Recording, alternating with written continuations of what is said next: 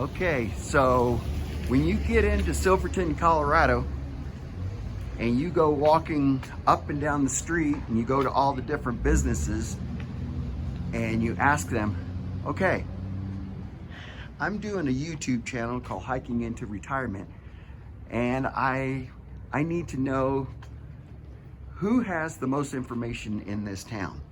Who knows just a little bit about everything?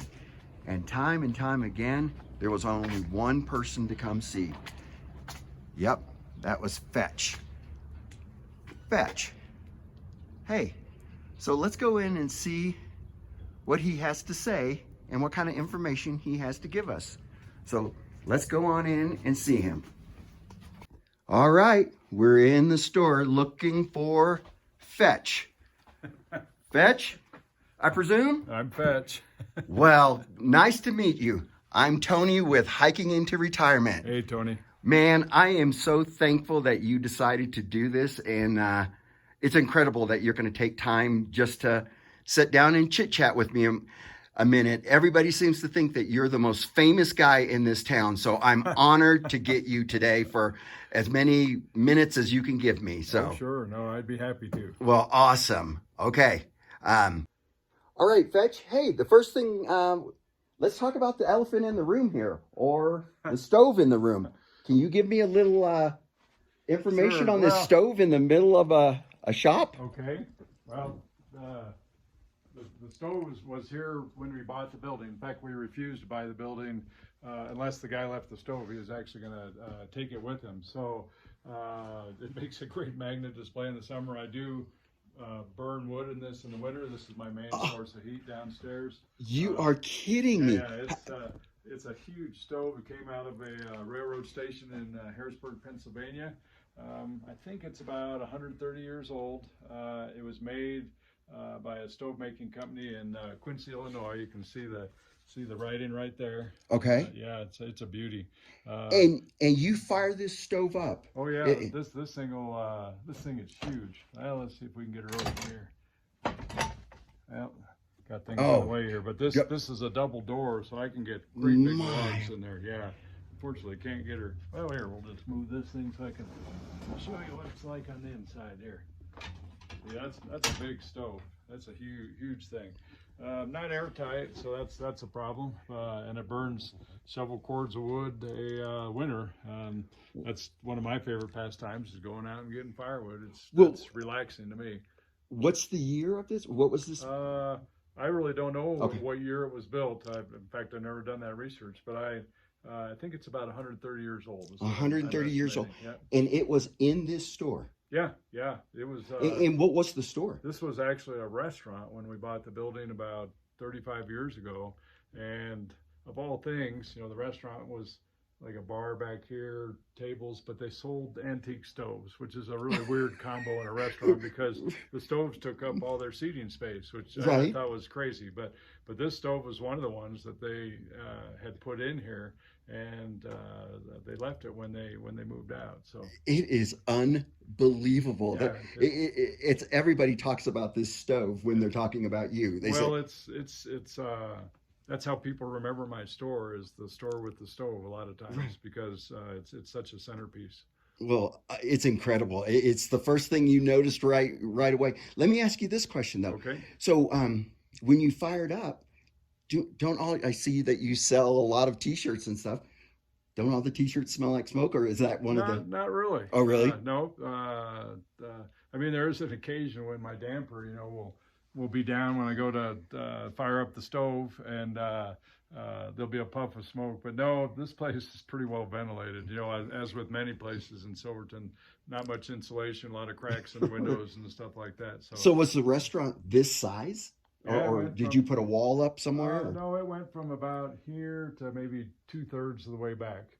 It was called the Gray Wolf Restaurant, and it was just a cafe, kind of institutionalized food, so it wasn't really good. If you want, give me a minute. I will show you a picture of this building the way it was in 1930. Of course. Hold on, I'll go Well, grab that. awesome. Originally called the Club Cafe and Bar, probably ran from the teens all the way through the early 50s. had a bar on that side of the building and had a cafe on this side of the building. So there's the bar, and then that's the cafe right there. My. Yep. And if you look close, you can see a guy with a visor and an apron in the back. That's a dealer. There was poker in the back, slot machines in the back, like in the 30s and 40s. There was actually a poker tables downstairs. Even though it's a dirt basement, there is one finished room downstairs, wallpaper, wood floors. We think that's where Otto Mayers and W.Z. Kinney had their late night poker games. Oh, really? Yeah. Awesome. And I noticed in the picture right there, the ceiling, it's the same ceiling, right? Oh yeah, identical. You can still see there's an angle right here in the ceiling. You can see that angle in the ceiling right here. So that's the original tin. And these pictures are from what year? 1930s. 1930s. Yep, that's from 1930s. Incredible. In 1883, by a guy named Tom Blair. Tom Blair was one of our early pioneers. So he built this place, Blair Street, which is the street of prostitution, I guess I'd call it. The red light district is named. It's called Blair Street. I don't know if Blair wanted that. Okay. So 1883 on this building, it's almost its entire lifetime sold liquor. It was a place called Hank's Place, late 1800s, and then its main history was the Club Cafe and Bar, which was the teens through probably the 1952. 1952. Yep. Okay. Yep. So it's a guy named Ralph Shearer owned it. He was that's big, okay. big, No, I thought it was fat. big, tall guy. Just saw your background. I always walk the other way. And then after 1952? After the 50s, gosh, it was a jewelry store, a bookstore, the Grey Wolf Cafe, and then I've had the Fetch's location here for I think 38 years. So For 38 years. Since the mid 80s. So. Okay, so we're going to continue this interview, but where are you going to take me? I'm going to take you to the San Juan County Historical Society's mining museum. And you feel more comfortable there? That's your turf. If I'm going to talk about my background, which is mining and geology, I'd love to talk about it there. Perfect. Well, let's head there. Okay. Thanks, Fetch. So for just a little bit of extra fun, I guess, or information, this fella here, Bill Freeze, that works for Hi, Bill. Hello. Bill's father was C.W. McCall, extremely well-known country singer, sung the song Convoy, Wolf Creek Pass, right. A lot of local songs. So this is his son, Bill. Nice to meet you, Bill. Nice Your dad you. did the Convoy? Yeah, that was back in 1976. So 1976. a while ago. Yeah. But it's still a popular song even now. Yeah. Mm-hmm. Well, unbelievable. Yeah. There's all kinds of history in this town. Yeah. So did your dad live here? Or? No, I lived in Ouray. Okay. And were you born in Ouray? No, Nebraska. Nebraska. And yeah, actually there's 78 songs that he wrote and produced. No kidding. Yeah, over a 7-year period. I used to listen to him as a teenager in Texas. You could, yeah. Well, you can still download almost all the music, you know. Unbelievable. Boy, I wish we would have told you this ahead of time and you could have brought us some pictures to take a look at. I could have, yeah. Well, that's unbelievable history. Wow. Do people ask for your autograph at all? No, not my autograph. They're just, happy to shake my hand. And... Well, let me shake your hand. I'm Tony. Okay, Tony. Nice to meet you. To meet you. Well, thank you for that knowledge there Sure. You're sharing with us. Yeah. I appreciate it. Sure. Awesome. Oh my, Fetch, this is just incredible down here. Can you explain to me a little bit where we're at? We're in the San Juan County Historical Society's mining museum, and we've been working on this about 20 years. It's three floors of displays. We actually here built a mine. We actually built the main level, what's called the slusher level, and then the stope. When you mine ore, you actually mine on a vein or a crack filled with ore. And so we just wanted to show how that was done, especially at the Sunnyside mine, which was our big mine. So we actually made a mine using wood and concrete and mesh. We built all of this. When you're blasting at the end of a tunnel, this bucket goes down, it picks the ore up, throws it into a waiting ore car. This is how you work it. You take the lever like this. This is what moves the bucket. This is what moves the machine back and forth. And the machine actually swivels too, so you can take bite of ore over here or a bite of ore over here. So that's a mucking machine. How old is this right here? I'm going to say 1970s probably. Could even be 80s probably. Hey, Fetch, this place is incredible. You're going to give me a tour here in a minute, but I need to ask you a couple questions. Sure. So Fetch, everybody tells me that you are the guy with all the answers of Silverton. So, you know, I walked around town and I was talking to all kinds of people trying to get an interview, and at least 5 people told me you were the guy to come talk to about everything about this town. And to tell you the truth, I was expecting somebody a little bit older from what everybody was saying was, oh, he knows everything. You have to talk to Fetch. You have to talk to Fetch. So if you would, give me a little bit of background of you. Well, I actually grew up in Evergreen, Colorado, which is on the Front Range there, born in Denver. My folks moved to Evergreen mid-60s. I've always had this interest in rocks and mining ever since I was a little boy. I decided to get a degree in geology, so I went to Fort Lewis College in Durango, got a degree. We actually did a bachelor's thesis in a small mine here, the Osceola Pride of the West, and that was in the late 70s, and that mine hired me right out of school as their surveyor and geologist. So I worked as a geologist for a couple years.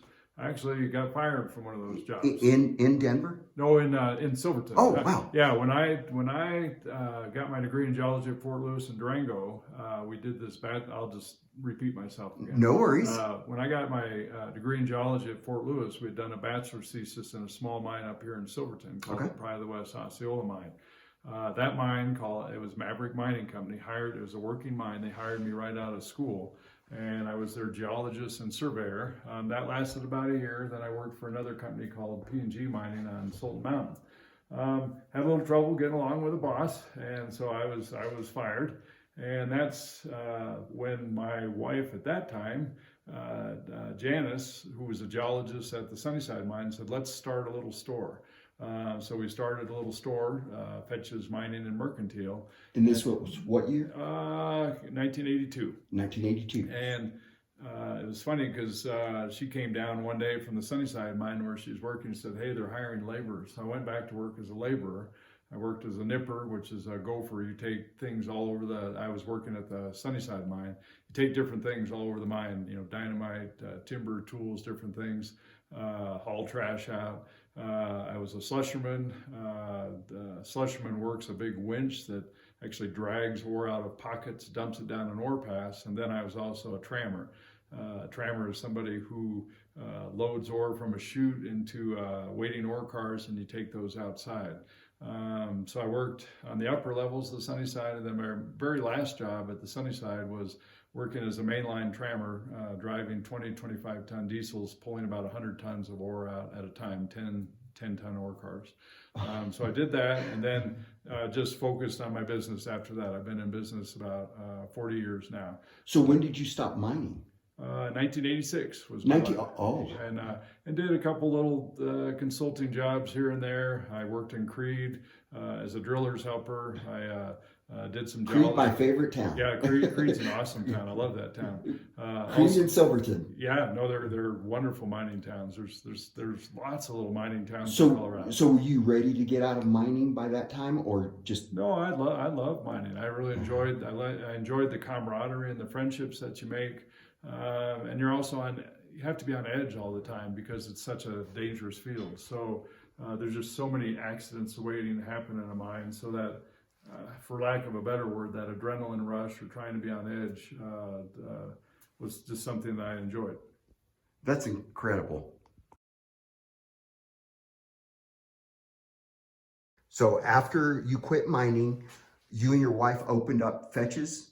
Yes. Okay. Yeah. And I've had that, almost 40 years now. 40 years. Yep. And was it always what it is right now, or did it evolve in time? When you first opened it up, what was it? Well, it's funny how it goes. We actually had rented a little teeny cabin in Old Town Square, which is on Blair Street. And then the building that's across from where Fetch's is now, the Exchange Livery, was actually the town barn, and a couple fellows bought it. They were going to turn it into a hotel, but they were willing to rent spaces there for cheap because they were going to do construction pretty quick after that. So we rented this space. A Main Street location was much better than a Blair Street location. So we had 2 stores. We just had to scrounge. I split core for Chevron Minerals. I made cupels for the local assayer.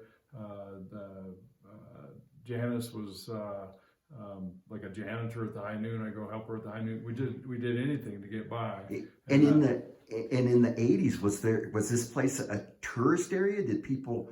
It was both. It was both Okay. tourist and mining, because Okay. the Sunnyside employed, when I first got here, Sunnyside employed probably 330 people. So it was a mining town at that time. Okay. Hard to find a place to live, but it was also a tourist town, especially with the train bringing business up here. So Right. it's kind of a combination. The big mine, the Sunnyside, shut down in 1991, and all those people were laid off except for a skeleton crew. So then we became totally dependent on tourism. Okay. And I don't foresee mining coming back. The old timers will say, well, it's the environmentalists and this and that. I don't believe that. I think it's economy. A lot of these mines, their best ore was taken out. It's really expensive to start up a mine, and you have to have a place to mill it, which we don't, and you have to have a place to smelt it, which I think the nearest smelters are way down in Arizona, New Mexico. Wow.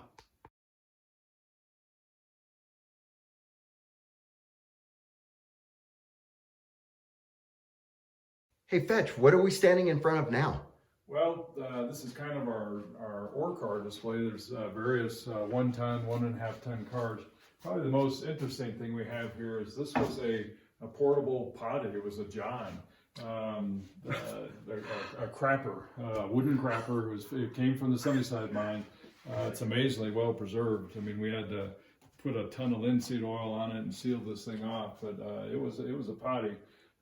Amazingly enough, it still had stuff in it from like the teens, like the early 1900s. Was it all petrified or what? Yeah, it was just, I vacuumed out a whole bunch of turds out of this thing, amazingly enough. I know you don't have very much time. There's so much stuff that I want to cover. Hey, Fetch, this mine is just incredible. This museum, I mean, is so incredible. What did you have to do with this? Well, I've been involved with this building for almost 20 some years. We started in the year 2000, dug a foundation. We actually moved the Caledonia boarding house out of Mini Gulch and re-erected the boarding house here. And then there was just a shell of a building here. So everything that you see here is something that we built. We built the floors, the stairs, the displays, moved all this equipment in here. My friends Zeke, Jerry, Steve, all helped with this project. It was a huge project. It was the dream of a guy named Zeke Zanoni. It's just incredible. Yeah.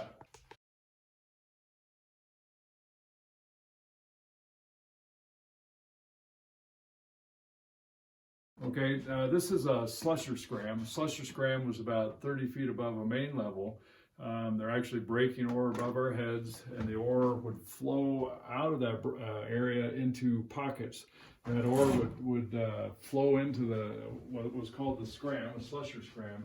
And this winch would actually drag a bucket back and forth and just pull ore out of those pockets. In front is about a hole that would have been about 30 feet deep.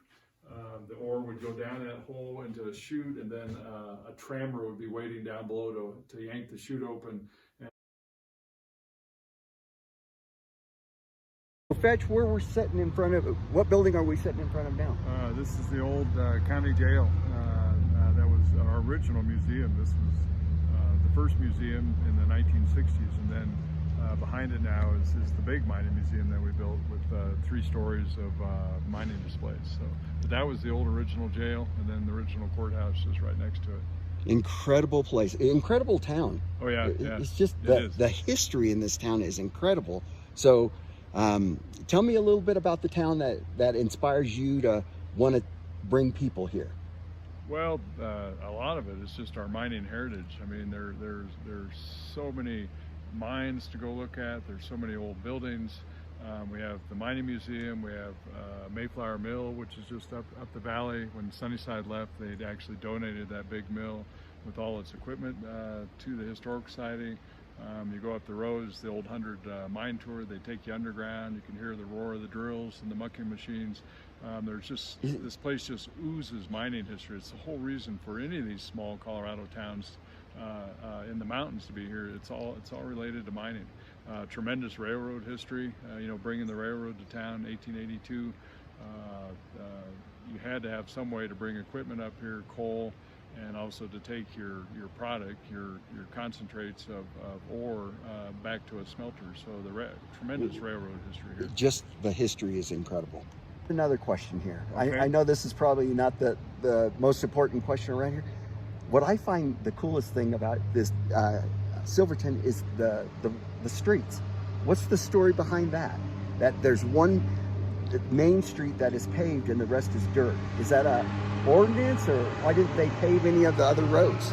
Well, I'd say it's expense, to put asphalt down is extremely expensive. So we've always just had the one paved street. That's fine with me. I like the dirt. I love it. I love it. They do, keep the dust down by putting mag chloride. Okay. And these streets are super wide too, and that was done so that you could turn a wagon with a team of horses around. That's why the streets are all so wide here. It's unusual.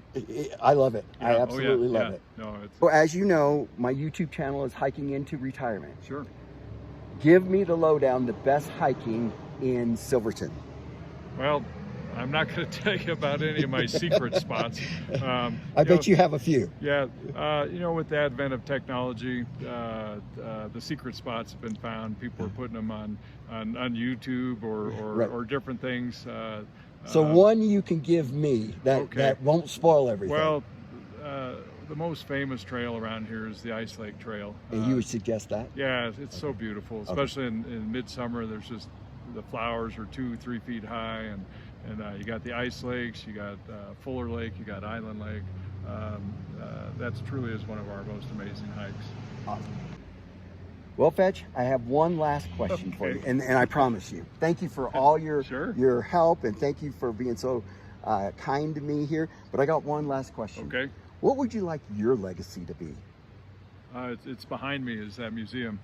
That's my legacy. I've spent 20 winters of my life working on that, trying to bring to life the mining history and the heritage. It's kind of honoring the mining pioneers that were before us. So that, I would say, that's my legacy. And then a couple of things I've worked on as a county commissioner. I guess another couple legacies I'd like to be remembered is my work as a county commissioner.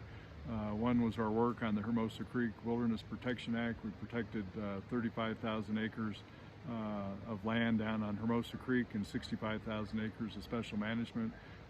It all happened because of our involvement with Mullis Lake. It has nothing to do with Hermosa Creek, but we were able to add a little thing that we were trying to do with a wilderness study area onto the Hermosa Creek, and that actually helped get that bill passed. My other thing that I've worked on is just strict land use regulations, just trying to allow building, but allow building at what we want to see. No build in the tundra, no build at Skyline. Just trying to make sure that there just isn't the willy-nilly development that you see in a lot of old mining towns in other places. So we wanted to get those controls in place before the place went crazy. So. Well, Fetch, it looks like you're going to leave quite the legacy behind here. I hope so. And thank you so much. I appreciate the time that you've spent with me, and what an incredible guy. If you guys ever have the opportunity to come to Silverton, make sure to stop by Fetch's and look him up and say hey to him. So thank you very much. I appreciate all your time. You're welcome. Thank you. So Fetch, as a modern day hippie that I am right now, I got to ask you our 3 questions. Number 1, hot shower. Where do we find hot showers? Well, any of the campgrounds can get a hot shower. So it's just, pay whatever it is, $5 to get a hot shower. Okay. Number 2, dispersed camping. Lots of dispersed camping. We're 87% public land, so there's tons of places to camp. And then we also have lots of commercial campgrounds here in town too. Last but not least, free Wi-Fi. Silverton Public Library. Just park your van right in front of the library. You got Wi-Fi. All right. That's all of them. All right, Tony. Thank you. We'll see you again. All right. What a great guy Fetch is. Man, to spend that kind of time with me, just a old guy out there with a selfie stick, and he wants to sit down and try to tell me the history of Silverton is unbelievable. Man, that guy has a passion for the mining industry. He absolutely loves it. So if you ever get a chance to come out here, not only go to Fetch's store, which is an awesome little store there, but swing by here. The Mine Museum is just incredible. I mean, the floors, and we didn't even touch the base of it. So make sure to come out here and show them some love and show them that you care about this place. And like I said, it's a great place. It's a beautiful place, and I can't thank Fetch enough. So I normally put out one video per town that I go through, but this time I think I'm gonna have two, because I'm gonna hang out here for a little bit and go hiking tomorrow at Ice Lake, which everybody tells me to go to. So enjoy this video, and remember, till we meet again, my hippies.